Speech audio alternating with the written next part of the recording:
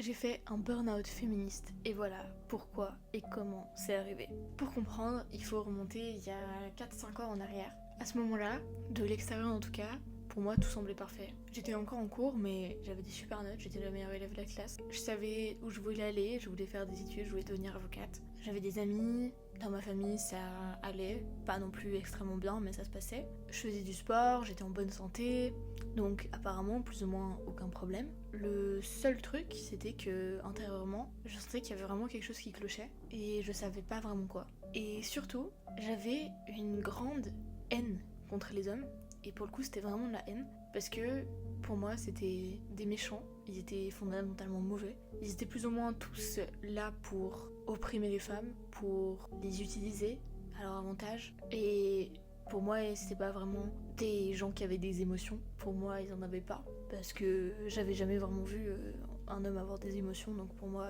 c'était assez simple que probablement il n'en ressentait jamais. Et donc je me permettais aussi pas mal de petites remarques bien piquantes, des moqueries, de les critiquer, que ce soit devant eux ou derrière leur dos, peu importe. Et donc je m'étais engagée assez activement dans le combat féministe. Donc par exemple je faisais partie du groupe féministe là où j'étais en cours. J'allais aux manifestations, je repostais tous les posts féministes que je pouvais voir sur les réseaux. Et en fait j'avais vraiment accepté ce discours selon lequel les hommes sont finalement les méchants, un petit peu, sont les oppresseurs, sont les agresseurs. Et ce sont aussi ceux qui changeront jamais, parce qu'ils sont comme ça et qu'on peut pas les changer. Évidemment, ça paraît peut-être caricatural ou un peu grossier comme portrait, mais c'était sincèrement ce que je pensais. Pour moi, c'était comme ça. Et ça faisait sens parce que j'avais eu trop d'expériences en fait qui m'avaient prouvé justement que c'était vrai. J'avais été blessée, abandonnée, trahie, tout ce que tu veux,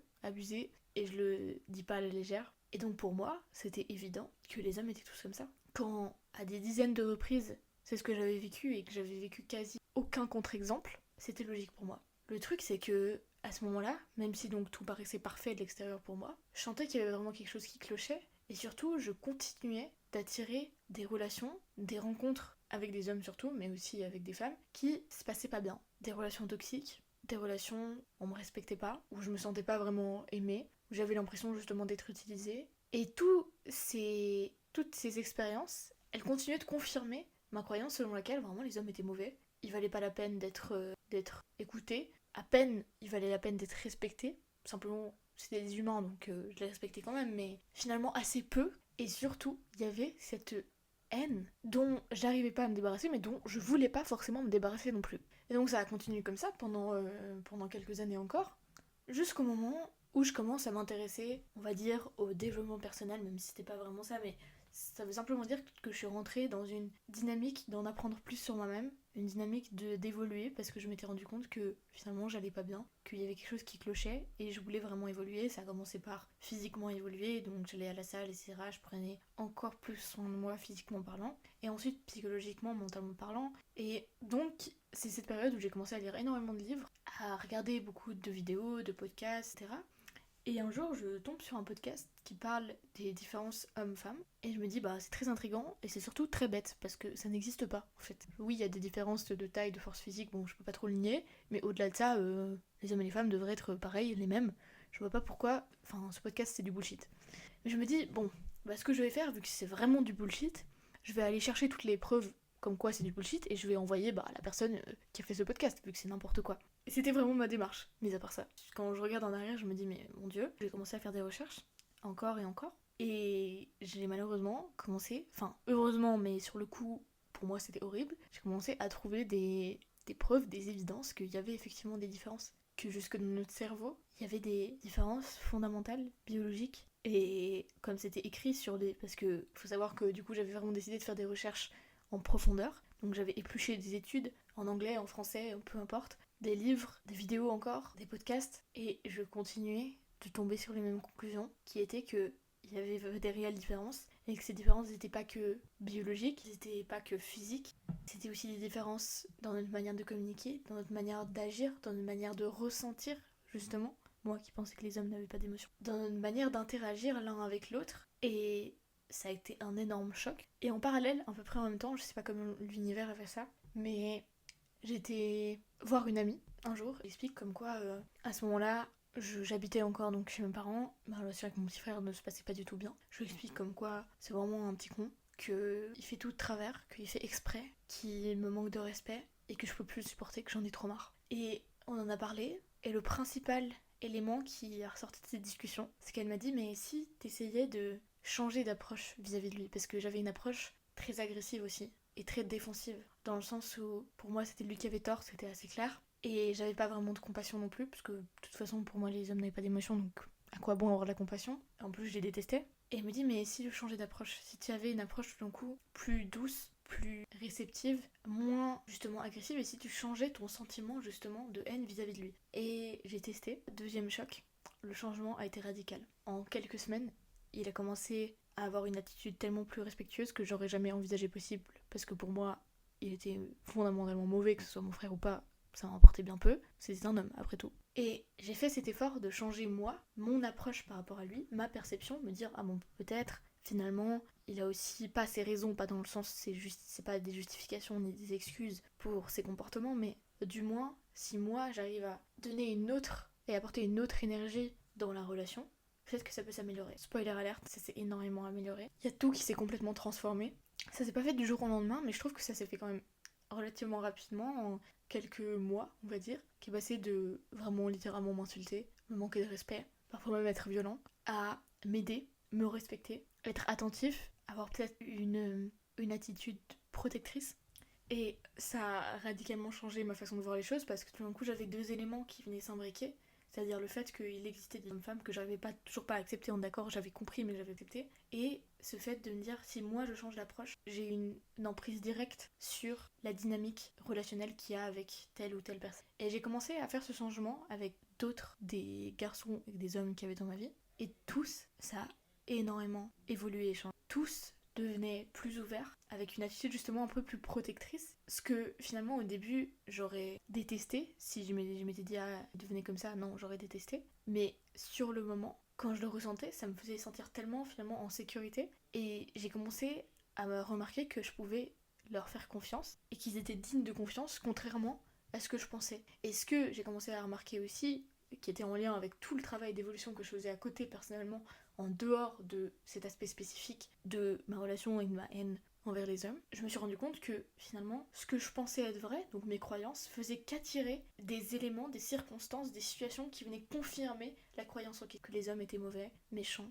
nuls, bêtes, pas dignes de confiance. Bref, tout ça pour dire que ce premier élément, de me rendre compte que mon approche vis-à-vis de telle ou telle personne pouvait changer la dynamique de la relation en elle-même, a littéralement transformé toutes mes relations. Amicales, professionnelles, romantiques, familiales. Ça a été juste incroyable. Et c'est aussi à ce moment-là que je me suis rendu compte que toute cette dynamique féministe, qui aussi avait contribué à cette croyance que j'avais que les hommes étaient X, Y, Z méchants, m'avait poussé à presque auto-saboter mes relations parce que j'arrivais avec des préjugés, avec des croyances sur la personne en face, alors même que la personne en face m'avait rien fait, a priori. Mais je projetais tellement cette haine que j'attirais non seulement des personnes qui confirmaient cette haine-là, et qui la renforçaient davantage, mais surtout j'étais bloquée dans un paradigme qui était totalement faux, et qui était presque extrême. Et c'est pour ça que je dis, je fais un burn-out féministe, parce que mon combat, que je pensais être juste, que je pensais être justement pour le bien des femmes, faisait que me mener, moi et les autres féministes à côté de moi que je voyais galérer autant que moi dans leur relation et être autant malheureuses que moi, ce combat nous faisait juste plonger encore et encore plus dans des croyances qui ensuite allaient créer la réalité qu'on essayait d'éviter. C'est-à-dire éviter d'être blessé, qu'on nous manque de respect, etc.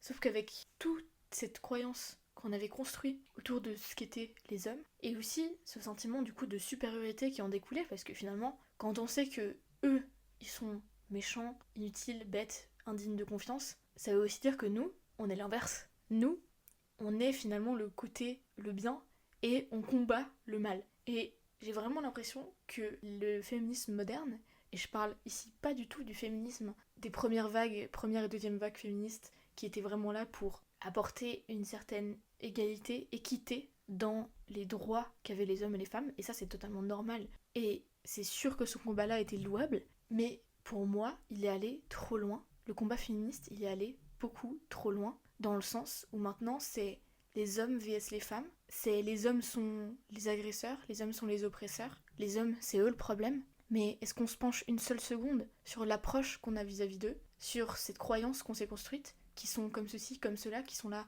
pour nous faire du mal, pour profiter de nous, pour nous utiliser? J'ai pas l'impression. J'ai plutôt l'impression, et c'est ce que, en tout cas, j'ai vécu en m'engageant dans ce combat féministe, c'est que, bien sûr, ça vient d'une bonne intention, mais c'est presque devenu une réponse traumatique collective, dans le sens où toutes ces femmes qui ont rejoint le combat féministe, pour beaucoup d'entre elles, elles ont subi des abus, elles ont été harcelées, elles ont été oppressées, agressées, peu importe, de la part d'hommes, et elles en ont chacune tout d'abord conclu pour elles-mêmes que les hommes n'étaient plus dignes de confiance, que c'était justement les oppresseurs, les agresseurs, ce qui est normal, c'est une réponse littéralement traumatique. Sauf que cette réponse traumatique, elle s'est transformée en un espèce de mouvement collectif tellement fort, tellement intense, et surtout, et pour moi c'est ça le gros problème, qui valide constamment la réponse traumatique de chacune. C'est-à-dire, ah, toi aussi, tu penses que les hommes c'est des agresseurs, oh, mais moi aussi, et toi aussi.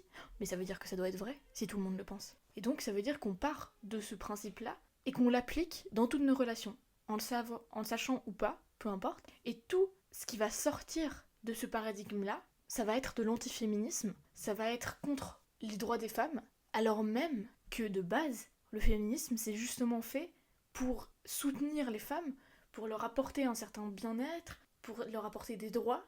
Actuellement, pour moi, de ce que j'ai vu, de ce que j'ai vécu moi aussi, c'est ce féminisme moderne, il va au détriment des femmes elles-mêmes. Et c'est ça le pire, c'est que ça les pousse à reproduire déjà les mêmes schémas qu'elles ont vécus, parce que au lieu de se poser et de peut-être de guérir de leurs blessures, ce qui s'est passé, leur trauma, elles vont simplement s'engager dans un certain combat en essayant de prendre le dessus et de montrer à tous ceux qui font partie du genre de leur oppresseur de base qu'ils sont mauvais, qu'ils sont ceci, qu'ils sont cela, et elles continuent de projeter, et finalement ça alimente un conflit qui risque juste de se réinverser à un moment donné. Parce que là je pars peut-être loin, mais pour moi il y a aussi quelque chose de très important que j'ai découvert et dont j'ai pris conscience au fil de mon travail sur moi-même aussi et sur mes propres blessures, sur mes propres traumas, parce que j'en avais une série, c'est que le traumatisme qui n'est pas résolu, et au début c'était juste une sorte d'intuition que j'avais, une sorte d'impression que j'avais, et finalement il y a pas très longtemps, il y a quelques mois, j'ai lu un livre du docteur Peter Levine qui s'appelle Réveiller le tigre,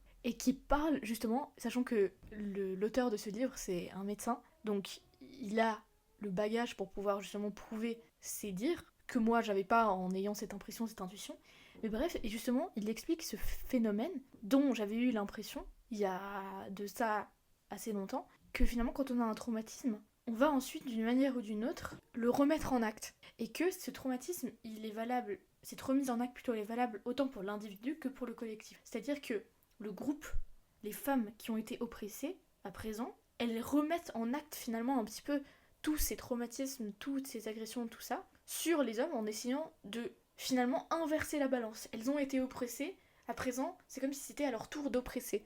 Et pour moi, c'est pas du tout ok. Parce que ça fait juste contribuer à ce cycle infernal où d'accord, bah maintenant, super. Alors, les hommes sont oppressés à présent, cool. Bah qu'est-ce qui risque de se passer dans quelques décennies, dans quelques siècles? L'inverse. Et on retourne dans le même cycle. Et pour moi, c'est valable autant là, les hommes vs les femmes qu'on voit actuellement, mais c'est valable aussi pour certaines populations, certains peuples qui ont été oppressés et qui maintenant oppressent un autre peuple alors que eux-mêmes ont été décimés ou presque détruits il y a à peine quelques décennies. Je donnerai pas d'exemple précis parce que je veux pas m'engager dans un combat politique quelconque, mais c'est plus une dynamique que j'ai remarquée, dont j'ai eu l'impression et qui en fait est littéralement prouvée et soutenue par des dires et des écrits scientifiques qu'un traumatisme, il va être potentiellement et probablement remis en acte s'il n'est pas guéri, s'il n'est pas libéré par l'individu ou le collectif, et c'est ça qui est très important, l'individu ou le collectif en question. Et c'est pour ça que pour moi c'est tellement fondamental qu'en tant qu'individu, on se pose déjà soi-même, vis-à-vis de soi-même, et qu'on se dise ok, qu'est-ce qui se passe, quelles sont les dynamiques récurrentes chez moi, quels sont les schémas récurrents chez moi, est-ce qu'il y a quelque chose qui se répète encore et encore, et peut-être pas seulement chez toi, mais peut-être aussi chez tes parents, chez tes grands-parents, chez tes arrière-grands-parents, qui en fait se répètent depuis des siècles, depuis des générations. Et donc, c'est tellement fondamental de se poser et de se dire, bah, à partir de ces dynamiques que je remarque, qui sont constantes, qui sont récurrentes, qu'est-ce que je fais? Est-ce que je ferme les yeux, je continue d'avancer comme un robot, je réitère les mêmes dynamiques encore et encore, peut-être d'une manière un peu différente, mais peu importe, je les transmets à mes enfants qui vont les transmettre à mes petits-enfants, etc. Ou est-ce que maintenant, je me pose, je reviens en arrière, je guéris mes traumatismes, je guéris mes blessures, je guéris mes schémas, je change mes croyances limitantes, je change mes patterns, mes schémas toxiques, pour ne pas les transmettre à la génération future, mais surtout pour contribuer à ce mouvement et le rendre collectif, dans le sens où si chaque individu, c'est peut-être un peu utopiste, hein, mais franchement j'espère tellement qu'un jour ça arrivera, si chaque individu se posait et faisait ce travail-là, et ben, le résultat ce serait que petit à petit, ça prendrait une ampleur collective et collectivement, on pourrait aussi justement guérir de ces traumatismes et pas les réitérer.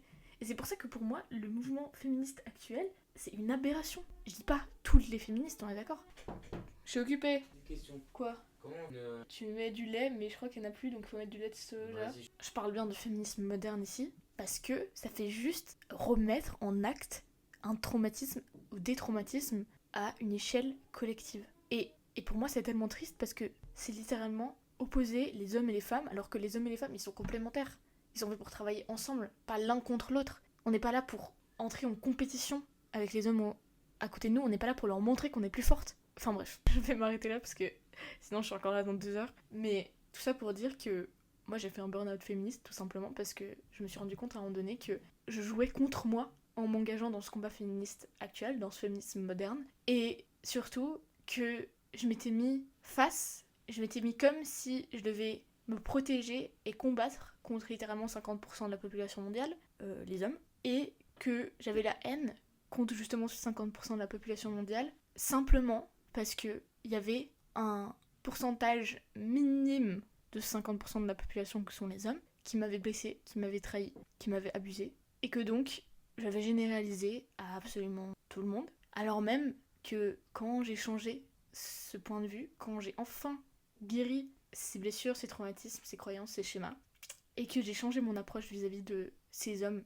non seulement dans ma vie, mais en général, j'ai rencontré des personnes tellement incroyables, j'ai juste pas les mots, mais pour moi c'est juste plus possible maintenant de me taire sur le fait que on peut pas continuer à garder cette approche de combat face au genre opposé juste parce que c'est le genre opposé et que on a été oppressé par le genre opposé il y a de ça quelques siècles. Parce qu'on fait que re-attirer la même chose. Et c'est plus possible, on peut plus réagir comme ça si on veut avancer, non seulement en tant qu'individu, mais en tant que même humanité. Et si ça avait pas autant drastiquement fait évoluer mes relations, si ça avait pas autant drastiquement changé littéralement tous les rapports que j'avais et que j'ai à présent avec des hommes ou des garçons, peu importe, qui portent un chromosome Y et non pas de chromosome X, je le dirais pas. Mais là, je peux juste pas me taire parce que c'est... Bref.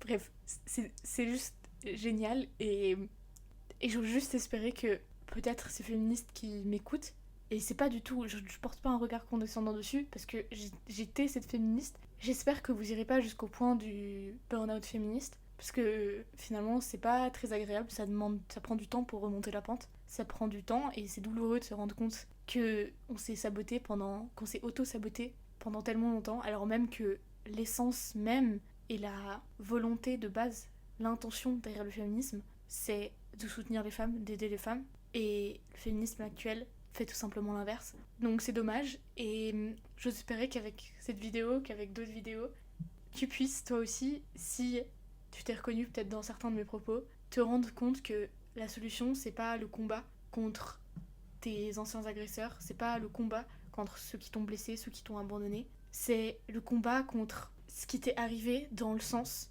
où tu dois te reconfronter à ça, tu dois prendre le temps de guérir ça, de te libérer de ces expériences traumatiques, blessantes ou peu importe. Et c'est peut-être pas forcément des expériences que tu as eues dans cette vie actuelle, ça peut être aussi des traumatismes qui durent depuis des générations, qui se perpétuent, mais c'est d'avoir le courage de revenir en arrière, de guérir ça. Et là je pourrais encore parler pendant 2 heures d'un autre sujet qui est que guérir ça se fait pas juste en allant en psychothérapie et en voyant une psy pendant 2 ans parce que c'est pas ça qui va changer la chose, mais ça sera pour une autre vidéo parce que là sinon ça va vraiment devenir très long.